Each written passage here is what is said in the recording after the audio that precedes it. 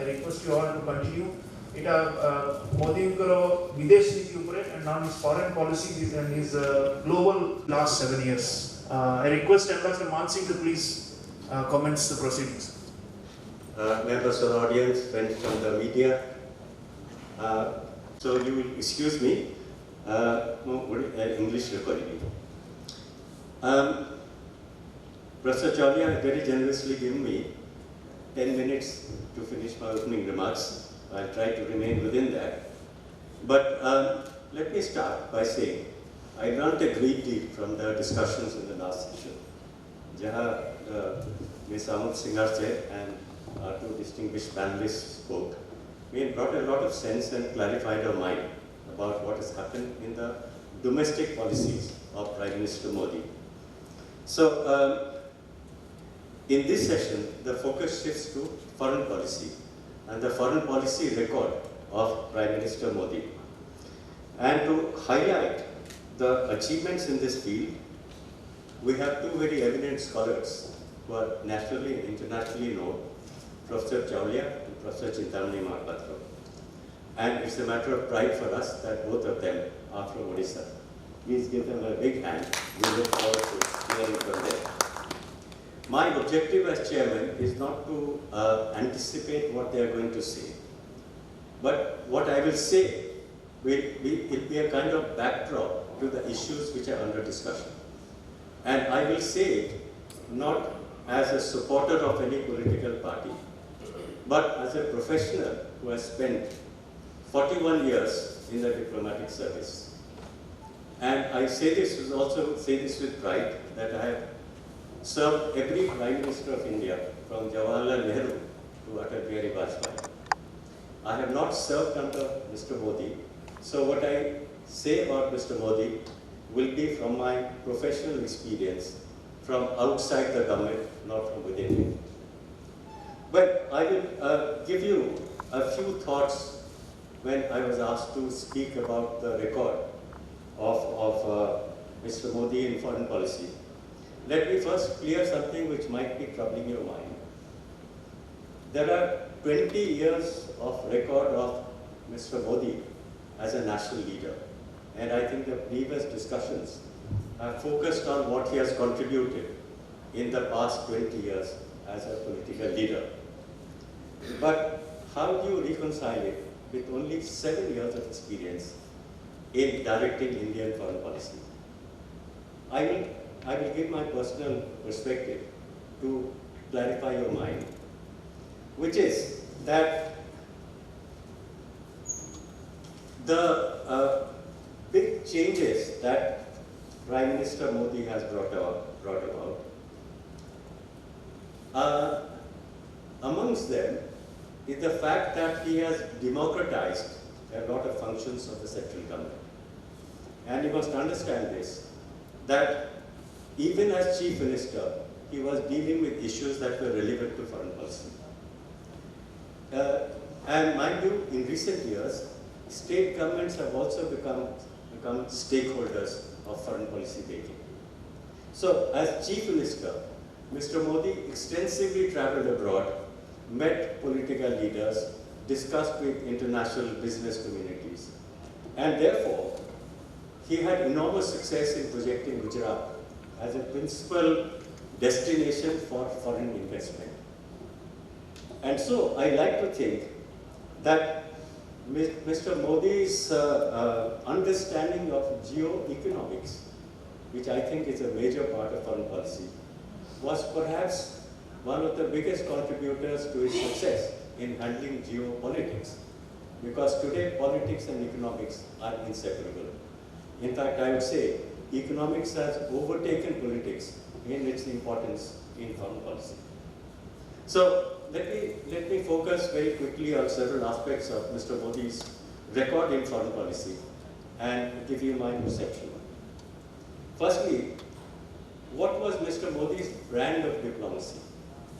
And we have professors who will tell you much more about various international relations theories. But I have a simple perception. In my view, Mr. Modi is an instinctive diplomat. He's not trained like me, but he understands diplomacy and reacts to situation instinctively. Like Sardar Patel, who was one of his role models, Mr. Modi has an abundance of strong Gujarati common sense. And like Sardar Patel, when it comes to protecting India's strategic interests, he's completely non-ideological, non-political. This is an important thing that we must keep in mind, that when you have foreign policy, your political beliefs, your ideology should be set aside when you are serving the interests of the nation. So, we call this, in diplomatic terms, we call this realism or pragmatism, and that is the hallmark of Mr. Modi's foreign policy. One of the greatest international gurus of realism was actually our own Kautilya. And I like to think that amongst all prime ministers of India, Mr. Modi is perhaps the most eminent disciple of Kautilya. And I'll tell you what, in my professional judgment, no previous prime minister has made such optimal use of the 4 instruments of diplomacy which Kautilya has left for us since the 3rd century BC. And what are those 4 instruments of diplomacy? Sama, Dano, Bheda, Damra. These are the 4 instruments, and I can prove to you that Mr. Modi has used all these instruments very effectively, but there is no time for going into those details. Let me switch to Mr. Modi's personality, because personality is very important in diplomacy. You communicate, you meet foreign leaders, you understand them, make them understand you. You may speak different languages, but you have to convey what are the interests of your country. I think Mr. Modi has a personality that is uniquely suited for a pragmatic foreign policy. He has the ability to manufacture chemistry when he meets foreign leaders. Imagine that you meet different kinds of people who come from different backgrounds. They speak different languages, they speak English in different accents. How does a Prime Minister of India adjust to these differences and communicate with them? But Mr. Modi has proved that he's a superb communicator. Why? Because he has this chemistry which builds up as soon as he meets somebody new.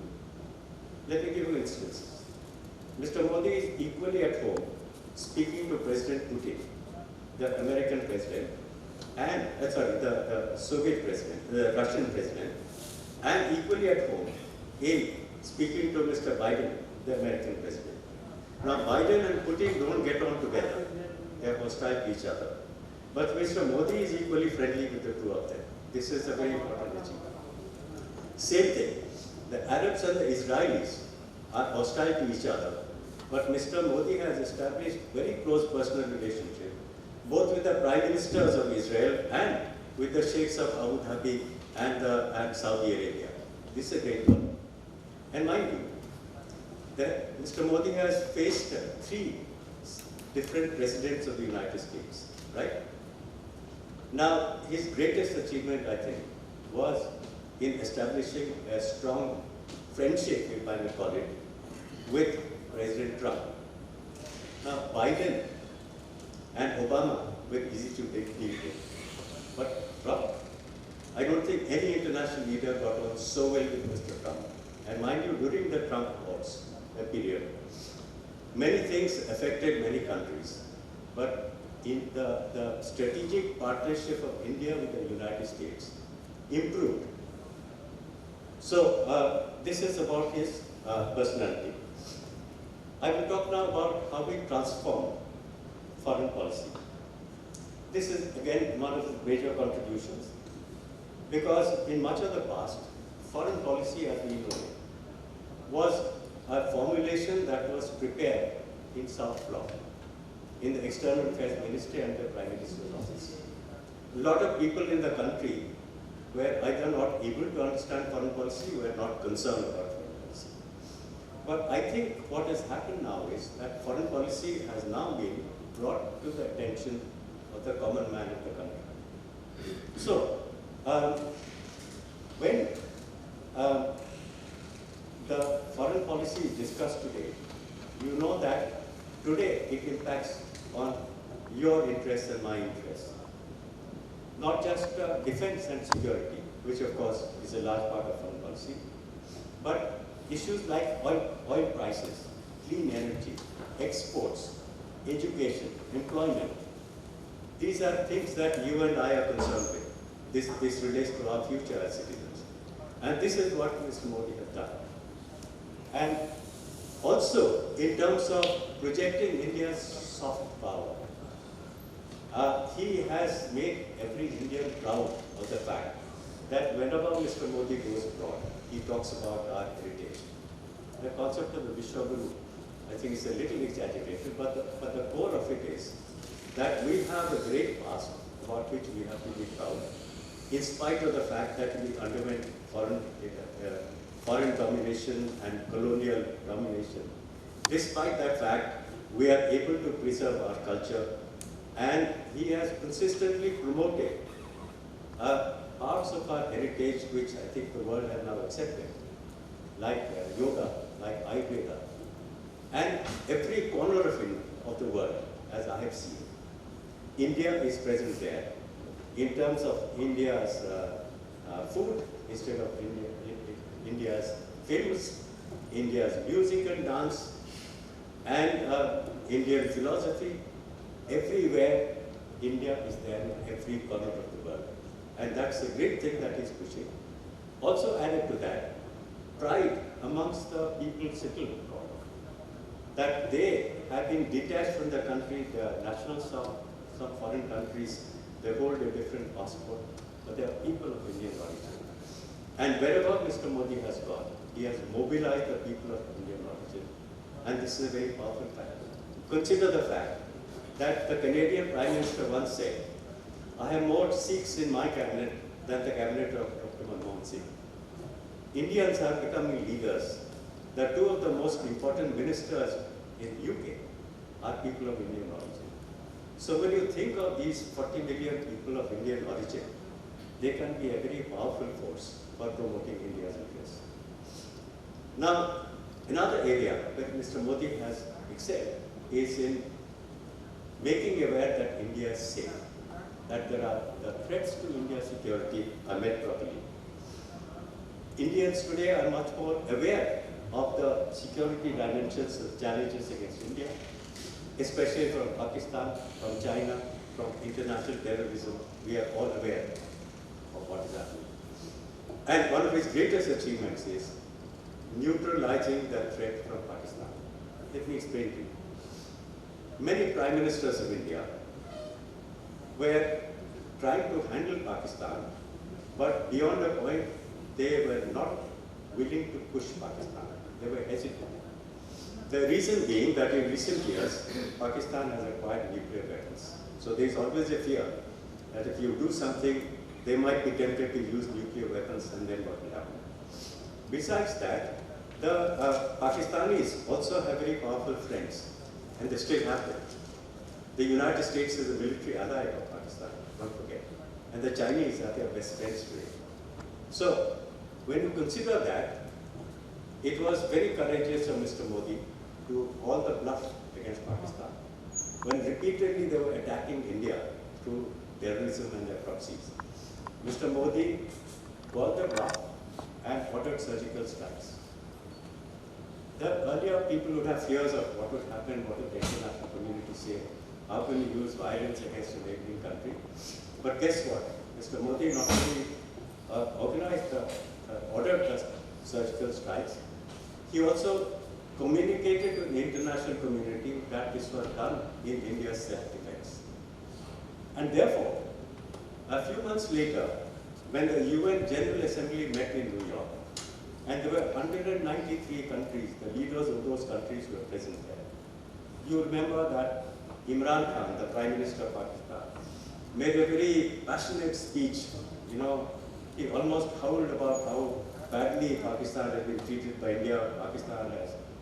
India has used violence against Pakistan, and pleaded with the international community to give him support. Right?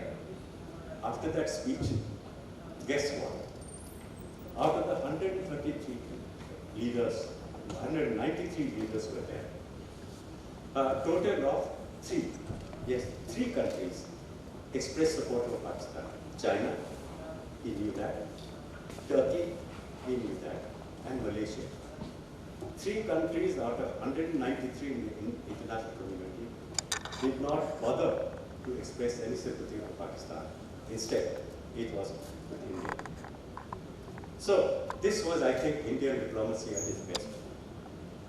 Now you come to China. China is a much more complex threat, not as easy as Pakistan to deal with. So Pakistan is still a very difficult adversary. In the case of China, out of the 4 instruments, Dana and Gundam will not work with China. They are far too powerful, they are far too rich, and they will not be amenable to that. But what I have noticed is that Mr. Modi is using something called Veda. Veda means you detach people from their friendships, and we have done that. How? Who are China's closest supporters?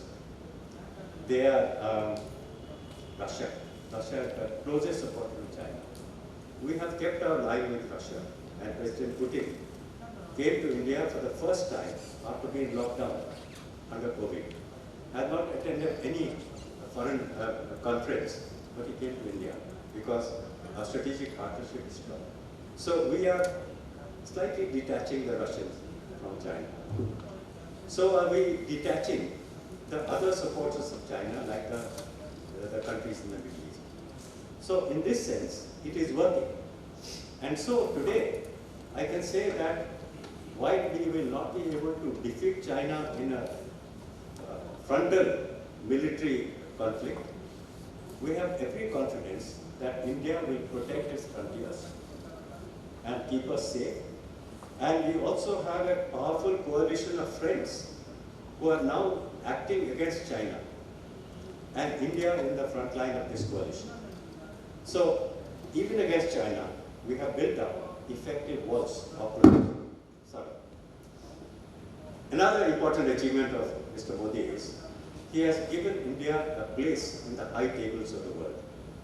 Now remember that for nearly 5 decades, India was regarded by the global powers as an outcast. We were the leaders of the poor, the dispossessed. Our voice did not count. We were nowhere in the power equation. Now, contrast that with the position today, that it's not the global powers who don't want India to be with them. India is a global power, and therefore is sought after by the other global powers. We have a place in the high tables of the world. When the G20 meets, India is one of the principal participants there. At the COP26 conference in Glasgow, Mr. Modi was among the handful of national leaders whose support was sought by the global community in the fight against the climate crisis. So India's prestige has gone up, and we have a place there where we have platforms from where India's voice is heard, whether it's the International Energy Agency or the G20 or the Missile Technology Control Regime. India has a voice in most of the international decision making. And then, finally, I am going to talk about India's expanding global footprint. This is yet another major achievement, Mr. Modi, in the past 7 years, that India's presence, effective presence, has been spreading farther and farther in the world. Now, with his great personal energy, he has crisscrossed the world and met leaders of many countries. I don't think his record has been rivaled by any other previous leader in this country. But he has gained new supporters, new friends for India with this kind of personal diplomacy. Now, remember that when Mr. Narasimha Rao announced his Look East policy in the 90s, he was looking at Southeast Asia and thought that maybe India should get friendly with the Southeast Asian countries. And so it happened. Mr. Atal Bihari Vajpayee came, and he said, no, apart from Southeast Asia, let us extend it to Japan. So we can friendly with Japan. Under Mr. Modi, we have a new concept of our neighborhood, which is the Indo-Pacific. And Indo-Pacific is a term which everybody uses, but nobody uses it in the same way. Now, Indo-Pacific, according to an American military commander of their Pacific Fleet, he said the Indo-Pacific is the region between Bollywood and Hollywood. This is the region. Mr. Modi, when you were asked about the Indo-Pacific, he said, no. When I think of the Indo-Pacific, it's from the east coast of Africa to the west coast of the United States. That means this is our neighborhood, not just South Asia. This is our neighborhood. And why is it important to have the Indo-Pacific as your neighborhood? Because the Indo-Pacific is today the center of gravity of international politics and international defense. The future of the world is in this area, and we are right in the middle of it. So I think it's a great achievement for us to have made India's presence felt in this new area. And we are doing it, as I mentioned, as being a part of a big coalition to meet the threat of China. And we have institutions like the Quad, the Quadrilateral, where India, US, Japan, and Australia are the strong powers that are meeting each other and discussing the future. So, this is the result of Mr. Modi's Act East. It will not just look east, but now it is Act East. And he's also started Act West. So whether you think of east of India, west of India, north of India, south of India, everything is now within India's sphere of influence. So I think you'll agree with me that the last 7 years in my professional judgment have been one of the best chapters in Indian foreign policy. And thank you for your patience. The picture of Modi's magic effect on Indian foreign policy and now multiple initiatives that he has taken, new policies, major transformations. I will confine myself to a couple of points in the interest of time about the Modi effect. I have one book, 2016, Modi Doctrine, Foreign Policy of India's Prime Minister from Bloomsbury, and I have another one coming up in February called Crunch Time, Narendra Modi's National Security Crisis. So I have been extensively writing both shorter pieces and longer works on his foreign policy. But the essence of it, in the interest of time, I'll stick to the essence of it. So, जो मूल तथ्य कहते हैं ना, core thing. In my view, is he has been able to bridge the gap between India's identity and its role in the world. See, this has always been a huge gap because we were not sure of who we were as a nation. And when you're unsure about yourself, how can you be self-confident in dealing with the rest of the world? You cannot be. So, ना आँख झुकाकर देखेंगे, ना आँख उठाकर देखेंगे, हम आँख मिलाकर we'll deal with the world in a sense, with a sense of equality. That is the famous comment of Narendra Modi ji. How does it happen? It comes when you have, when you mobilize yourself as a nation to face the big bad world as it stands, and to also build cooperation and to deal with your adversaries. So he's been able to do that by rediscovering Bharat. India that was Bharat and India that is becoming Bharat again. Dr. Jaishankar, our foreign minister, often talks about it, that there is a certain authenticity and a certain aggregation of all our energies as a nation state that we've been able to achieve under Narendra Modi. वो पहले नहीं था. You know it.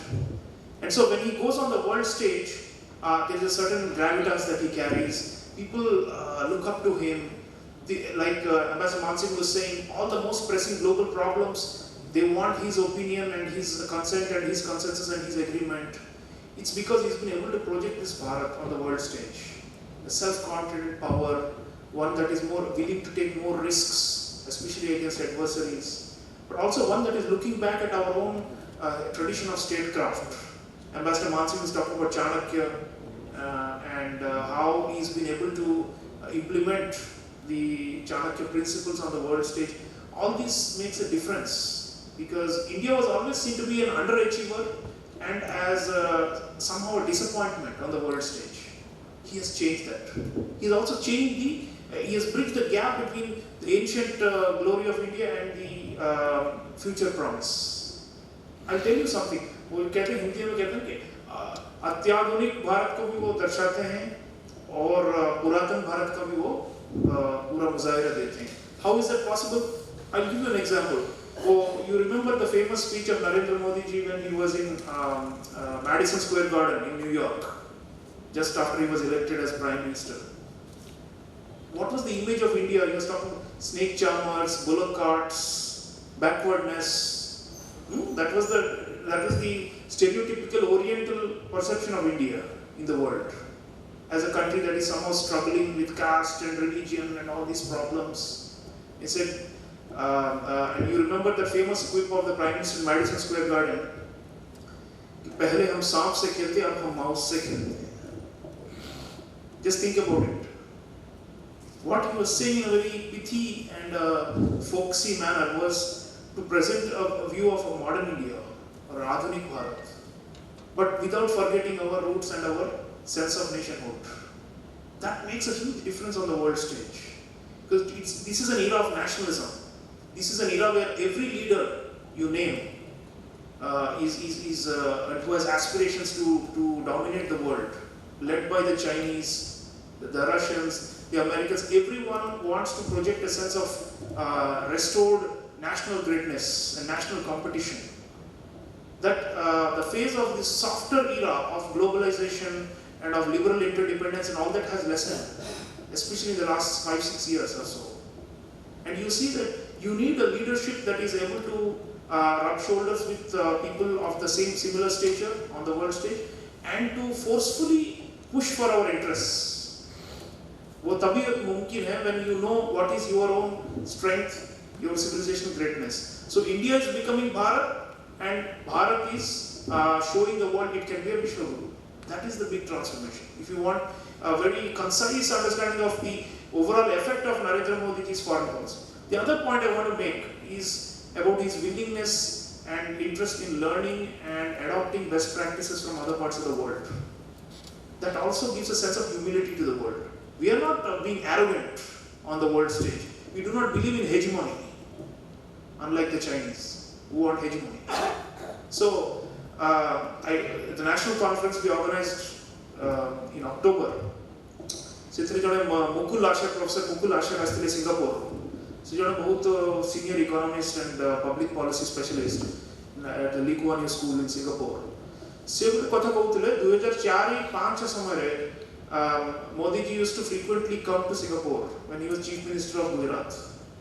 And he was so eager to learn as to what Singapore did, which can be implemented back here in Gujarat. And ତାଙ୍କ ପ୍ରଶ୍ନ ଥିଲା to Professor Mukul Asher, what did Singapore do which worked in its favor when it was at the level of economic development of what Gujarat is today? Today meaning 2005. You see the point? He is not a trained economist, he is not a social scientist to make these kind of apt comparisons, but he has this instinctive understanding, not just of diplomacy, but of development, of democracy, all these things. So, se kohle barambar se askle se somare se visa ban ityadi thila in Western world. You remember he was traveling mostly to Asia, to China, to Japan, to Singapore, South Korea. Multiple times he went as a chief minister. Not just to attract FDI, say vibrant Gujarat se somare arambo kar deythile. He had a foreign policy even as a chief minister, as Ambassador Mansingh was saying, but also to learn from the rest of the world. And say maybe whenever he travels, whenever he interacts with world leaders, he is looking for transfer of technology. He is looking for transfer of ideas. He is looking for what worked in some context and how can it be adapted in this country. So say, he is not going to the world saying, we have already accomplished everything, we know everything, no, he is not like that. He is a great listener, always pays utmost attention to his interlocutors at the international stage before saying anything on his own, and he believes in absorption of ideas, cross-fertilization of ideas. So in that sense, you know, he is not insular person. He has never been insular.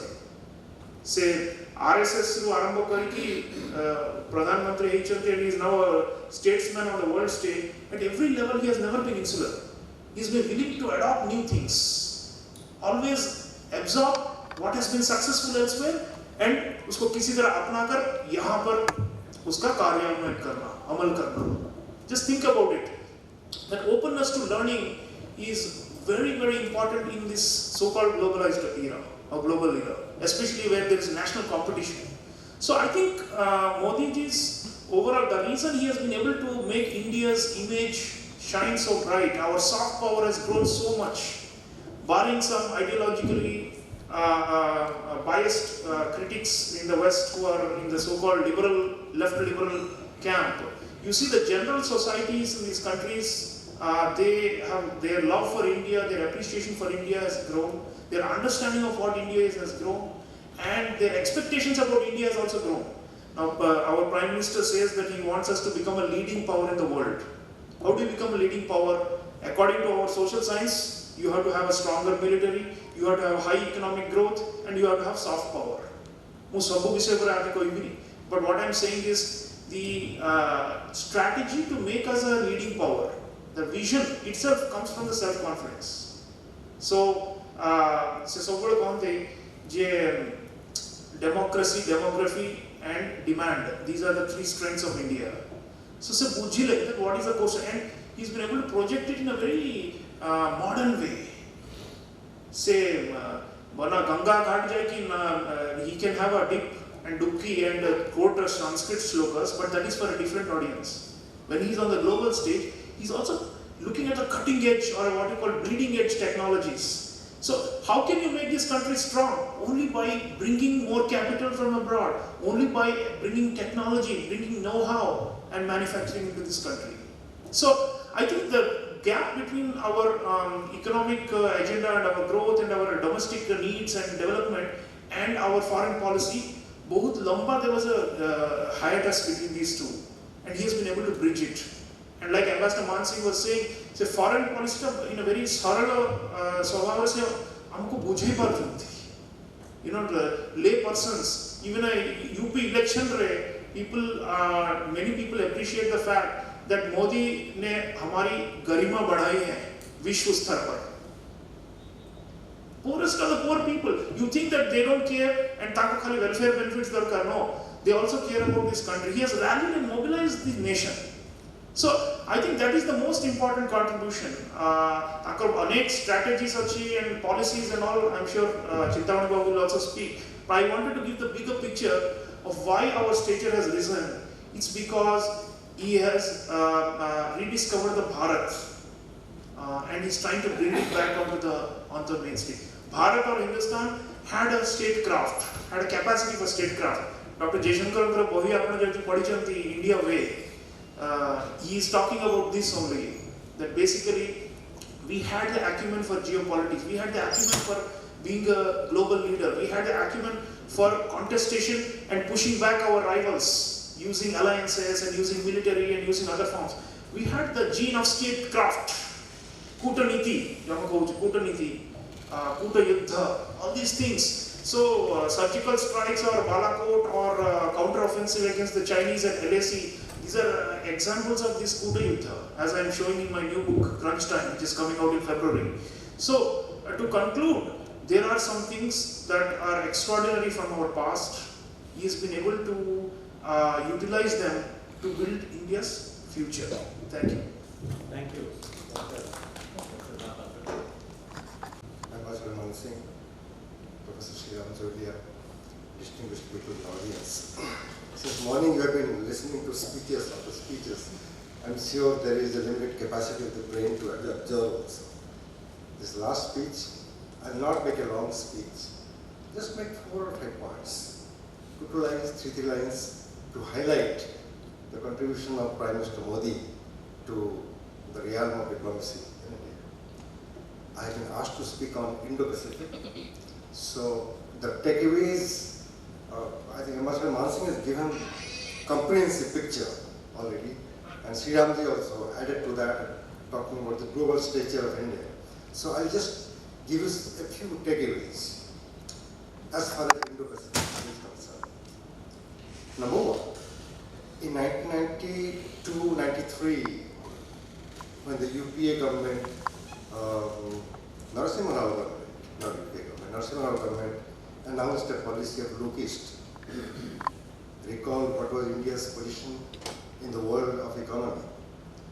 We didn't have enough money. We had enough money for 14 days to import things. Right? By the time Modi ji comes to power and he talks about look east, imagine what was India's economy. It had transformed tremendously. So in the process, the Act East brought about two changes. One, geographical expansion of look east. Initially only Southeast Asia. Now Act East policy talks about the far-flung areas, Japan and South Korea and Australia, New Zealand and so many other countries. And functionally, it was no longer engaging the Southeast Asian countries economically, trade and investment. It included security, defense, politics, political security issues, and so many things. In the process, we have had strategic partnership with a host of middle powers in the Indo-Pacific region, including China. This is takeaway number one. Number two, like in the morning when we were talking about Antodaya and all those things, the last man in the queue. While Modi ji engaged all the major powers of the globe with same kind of stature, psychologically and otherwise, the amount of time, energy, attention he gave to smaller countries, we should never forget. There are areas no Indian Prime Minister even thought about going. South Pacific Islands. And he went there. And there was a strategic reason why he went there. How the Chinese were expanding their influence. And nobody else could do anything about it. Australians had traditional influences. Nobody else was there. Then we opened our ties. Chinese are having a lot of collaboration on weapons of mass destruction with Pakistan and helping Pakistan on every issue, including supporting Pakistani terrorists in the UN and elsewhere. They used Pakistan. When Modi ji was thinking strategically, again, he gave priority of place to a country which other prime ministers never thought about. Mongolia. Read that. Seychelles, a small island country in the Indian Ocean. So this is takeaway number two. Number three, for a long time we talked about non-alignment. Even after the end of the Cold War, there were many Indian analysts who would not give up non-alignment at all, which was the byproduct of the Cold War and bipolar world structure, US, Russia, Soviet Union competing, we are non-aligned. And some people wrote up a report, non-alignment 2.0 and all. But what I study, analyze and try to understand Modi ji's foreign policy is straight from non-alignment to multi-alignment. Major change. That means it's not a question of none. It's a question of going and having ties with any country that we think is good for India. And this multi-alignment is so beautiful. I can give a long lecture on this, but just to give you one example. We have built up systematically a strategic partnership with the United States since 2000, when Bill Clinton came to India, path-breaking trip to India. Since then until today, it has been moving in a very positive trajectory. Right? Then, as Ambassador Raman Singh said, Russia is important for us, for Veda, Russia-China partnership. Right? When India wanted to buy S-400, the Americans started barking. How can you do that? We have a CAATSA law and we are going to put sanctions on you. What did Modi do? We don't care what you do. We need S-400, good for us, important for us. When the Chinese are flexing their muscle along the LAC, more so it is important. And now S-400 is already being delivered to India. That means what? That means we have good ties with the USA. With Russia, we have built up comprehensive strategic partnership with China, but if you don't behave, we know how to counter. Systematically he is doing it. Then Japan, for a long time, we could not have had that kind of strategic partnership that we have today. So the message is this: India will align on certain issues with any power that it thinks is good for India. India will not allow any major power, including the United States, to dictate किससे दोस्ती बनानी है और किससे दूर रहनी है. No, during the Cold War time, red lines था. इनके साथ दोस्ती करो, उनके साथ मत जाओ. All kinds of sanctions, the regimes were there and all. But now, Modi ji has been able to play diplomacy in such a beautiful way that he's saying it is now multi-alignment. And second example is more interesting. Again, it has been talked about quadrilateral security initiative. Japan, India, Australia, USA. They want to checkmate what the Chinese are doing in South China Sea, East China Sea, along the Sino-Indian border, flexing their military muscle. Dadagiri kar rahe hain. Now we have Quad in place, right? But at the same time, we have a tri-network. Russia, China, and India. Wonderful. Russia, China, India together to prevent any kind of unipolar world order and to strive towards establishing a multipolar world order. Multiple countries should have a role to play, some kind of democracy at work. So ASEAN and Quad at the same time, and India is in both the camps. We often talk about Cold War, Soviet Union, United States, and things like that. In Middle East, you have Saudi Arabia, you have Iran. They are like India, Pakistan. बहुत लड़ाई चलती है. India has very cordial relationship with Saudi Arabia, with Iran, lo and behold, with Israel. How many countries are able to, do this kind of diplomacy? Finally, because time is short, one thing which I tremendously liked, Modi way of conducting diplomacy. I have spoken about it, written about it. In 1 or 2 minutes, let me explain what I mean by it. Ambassador Mansingh would, I'm sure he will support me on this. Diplomacy can be very dry. You just pick up some draft and keep negotiating and discussing. It can be very dry stuff. Right? But when Modi ji mixes symbol and substance and style, it becomes so nice. All the good points that they mentioned, to speakers. Let me give you 1 or 2 examples.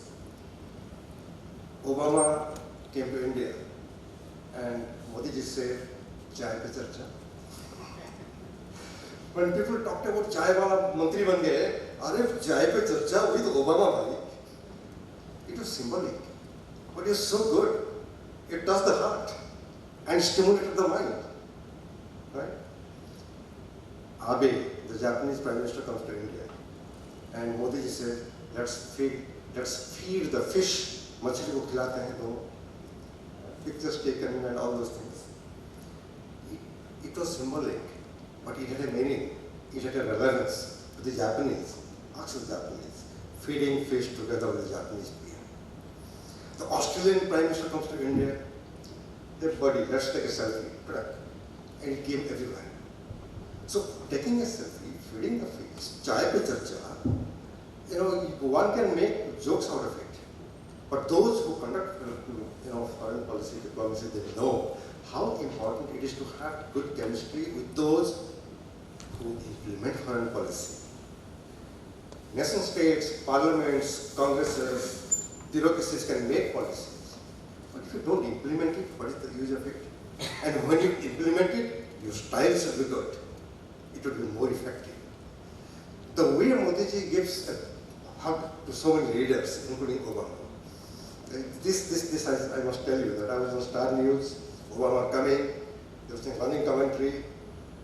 That time, all of us were worried about the nuclear issues, whether the Obama, the Democrat will talk about again NPT, CTBT or what. And the way Prime Minister Modi hugged him while receiving him, it just came to my mind, reflex action. And when they asked me a question, I said, look, there will be no problem on nuclear issues. the body language reflects what's going to happen in the future. So the physical chemistry, the mental chemistry, the political chemistry that it develops with so many leaders of so many different types, wonderful diplomacy. Finally, I appreciate Narendra Modi for doing this. For a long time, we have been inviting foreign leaders to be the chief guest at the Republic Day celebration in New Delhi. See, even the Iranian president was here. Even a Pakistani prime minister was here at one time. Nobody thought, no prime minister thought, that such a resilient and one of the oldest democracies in the world, the United States, would be Pulana. It took a Narendra Modi to invite Obama to be the chief guest in the Republic of India. You are a democracy, they are a democracy, you swear upon democracy. Every joint statement, you are strongest democracy, we are largest democracy. But why did you invite them? So, a combination of style, symbol and substance makes Modi's contribution in the conduct of diplomacy truly pleasing and effective. Thank you very much. And Panchadatra Likhaichi, Khina Jana Niskaruna Bhanti. But keeping that in mind, we also have a mission that we will clear your doubts and answer your questions. So let me invite you to answer any questions to our distinguished professors and panelists. And one thing I'll contradict Mr. Professor Mahapatra. He said that diplomacy is so dry and Mr. Modi made it interesting. But I'm amazed that you two professors who are used to giving long lectures, you made it so interesting. And thank you for your contributions. Acha, Prashna kar ache se kuhantu? Mr. Nanda? No? Mr. Satpathy? No, okay. Let us not make it worse. It will lunch and... Acha. I like that pattern too. Lunch by thank you very good. So I think you have probably no doubts about what we are talking about. And so I invite Professor Netaji Abhinandan.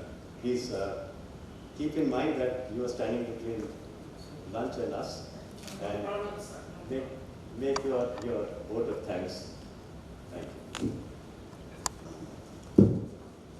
मंचासीन एवं मंच सामने बसुवा समस्त को प्रणाम। गणतंत्र केवल गोटे शासन प्रक्रिया नुहे, गणतंत्र गोटे आदर्श मूल्यबोध एवं जो विचार ग्रीस रे गणतंत्र उद्घोषणार बहु पूर्व भारत रे गणतंत्र थिला, महाजनपद माने थिले एवं मानसिंह जो कथा कहते कौटिल्य पर भारत रे गणतंत्र प्रचलन थिला। 2014 जितेबाला गोटे प्रकार शून्यता, जड़ता, अवसाद, स्थाणुता भारत को घेरी थिला, सेतबेले मोदी आसीथिले गोटे नुआ विश्वास नहीं, नुआ उच्छ्वास नहीं, नुआ संकल्प, नुआ संभावना नहीं, जे सबुरी मूल रे गणतंत्र रे तंत्रटा सब बेले आम उपर सवार होइकि थिबो एवं गण माने अलोड़ा असहाय अवस्था रे पड़ी थिबे, ताकु से बदलैले सबुरी मूल रे लोकन को नहीं गणतंत्र, लोकाभिमुखी गणतंत्र, लोककैंद्रिक गणतंत्र, सभा मूल रे मनीष से मेसेज देले मोदी, जो सबका साथ सबका विकास, अंतोदय शेष धाड़ी शेष मनीषठू नहीं सर्वोदय समस्तंकर उदय हब, भारतर उदय हब, नुआ भारत जहाँ भोकमुक्त, भयमुक्त, भ्रष्टाचार मुक्त भारत, समतार शासन प्रतिष्ठित हो। आउ किसी कहबी नहीं। आज जो मंचासीन जो 3 जन अतिथि सबुठ बड़ कथा होची से 3 जन जाक ये माटीर संतान हो विश्व स्तर में ख्याति अर्जन कर। जड़े चिलिका कूल पखाड़ाखिया आंबासाडर सारा विश्व में परिचित, कलाहांडी में जन्मग्रहण कर प्रोफेसर चिंतामणि महापात्र जी निजर मूल को केवे भूलती एवं समय पाइले कलाहांडी आड़े दौड़ी जाती, एवं प्रोफेसर श्रीराम चावलिया आमरी ओडिशार सारा विश्व में पाठ पढ़ी एवं आज मोदींकर सबुठ बड़ ब्रांड आंबासाडर भाव में काम कर। शेष जो अतिथि माने जोग देइथिले लेखाश्री सामंत सिंघा, श्री राजाराम शतपथी, प्रमोद नंद समस्ते आत्मीयतार डाकरे आसी आम सहित समय बिताई से धन्यवाद जनाऊँ। एवं ये सभा संभव ही न था यदि सज्जन भाई आसी न थांते यदि सज्जन भाई को डाकरा रे किछि लोक भुवन भाई कि रवि भाई माने आसी न थांते एवं कटक रोमकार आसी न थांते कि मु कहिबाके डॉक्टर श्रीराम चौलिया बापा बयसाधिक सत्वे पूरा सभार बसिछंती तांको मध्य मु एतो प्रणाम करूछि अछंती आउ गोटे जोड़िए जो कर्तव्य संपादन करी जो बैनर देखुंत फूल तोड़ा थुआई पचर अच्छा वर्षा पब्लिकेशन बादल महांती सी अच्छा इकल ऑडिटोरियम समस्त स्टाफ कर्मचारी विशेषकर दास बाबू एवं समस्त मीडिया बंधु मैंने आसी सकाଳେ जो मैंने उपस्थित अच्छा सबुठ बड़ कथा जो किसी जन तरुण युवक युवती अच्छा अखिल भारतीय विद्यार्थी परिषद एवं अन्य स्कूल कॉलेज से आंतरिक धन्यवाद जनाऊँगी राम भाव संस्था और Kalinga institute of Indo Pacific studies तरफ समस्त को आंतरिक कृतज्ञता ज्ञापन कर धन्यवाद। Especially thank Netaji. Could you please rise for Vande Mataram? We are not shy of professing our faith in our motherland and Bharat Mata ki Jai. No problem. Let us all collectively sing because that is the tradition of Ram Bhava also at the end of events.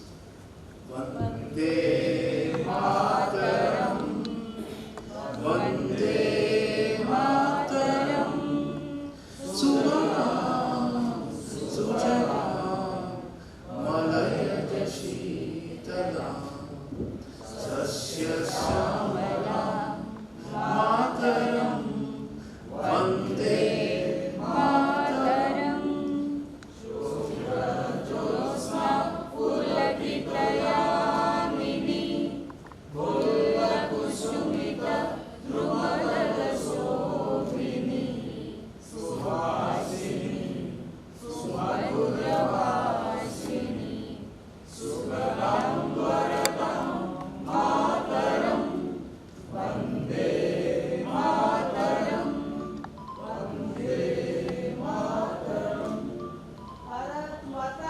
Jai.